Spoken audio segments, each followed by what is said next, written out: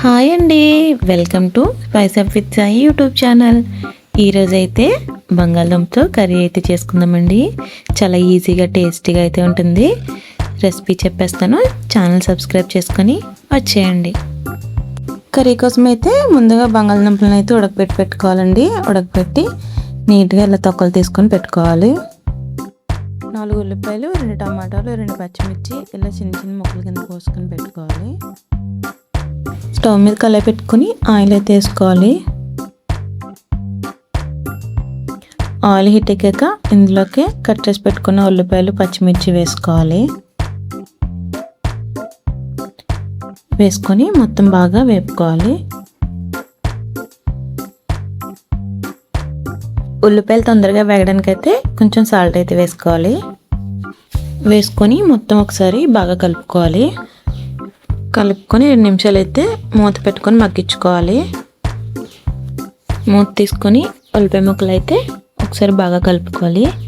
ఉల్లిపాయ ముక్కలు అయితే వేగిపోయి ఇందులోకి కట్ చేసి పెట్టుకున్న టమాటాలు కూడా వేసుకోవాలి. టమాటాలు అయితే వేసుకొని ఒక 2 నిమిషాలు అయితే మూత పెట్టుకోవాలి. ఇందులోకి కొంచెం కారం కూడా వేసుకోవాలి. కారం వేసుకొని గరిటె పెట్టి కదపకుండా మూత పెట్టుకోవాలి. మూత తీసుకొని టమాటాలు, కారం అయితే ఒకసారి బాగా కలుపుకోవాలి.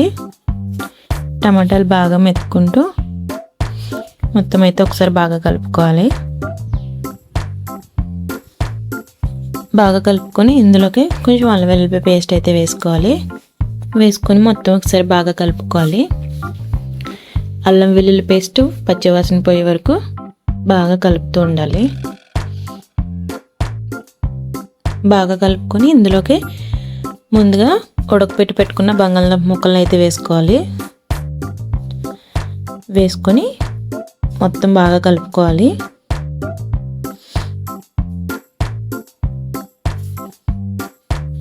బాగా కలుపుకొని 2 నిమిషాలు అయితే మూత పెట్టుకొని మగ్గించుకోవాలి.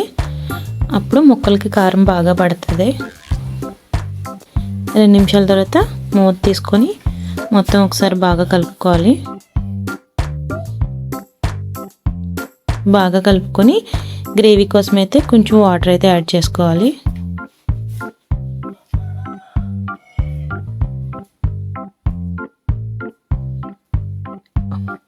వాటర్ వేసుకొని మొత్తం ఒకసారి బాగా కలుపుకోవాలి.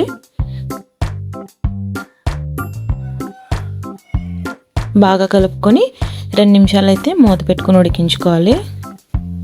మూత తీసుకొని కర్రీ మొత్తం ఒకసారి బాగా కలుపుకోవాలి. ఆయిల్లో పైకి తేలే వరకు అయితే బాగా దగ్గరికి ఉడికించుకోవాలి. కర్రీ అయితే అయిపోయింది. చివరిగా కొంచెం కొత్తిమీర వేసుకొని దించేసుకోవడమే. అంతేనండి, బంగాళదుంప కర్రీ అయితే రెడీ. నచ్చితే ఒకసారి మీరు కూడా ట్రై చేయండి. ఎలా వచ్చిందో కామెంట్ చేయండి. ఛానల్ సబ్స్క్రైబ్ చేసుకుని వెళ్ళడం మర్చిపోకండి. నేను చేసే మరిన్ని వంటలు మీ దాకా రావాలంటే ఛానల్ని లైక్ చేసి సబ్స్క్రైబ్ చేసుకోండి.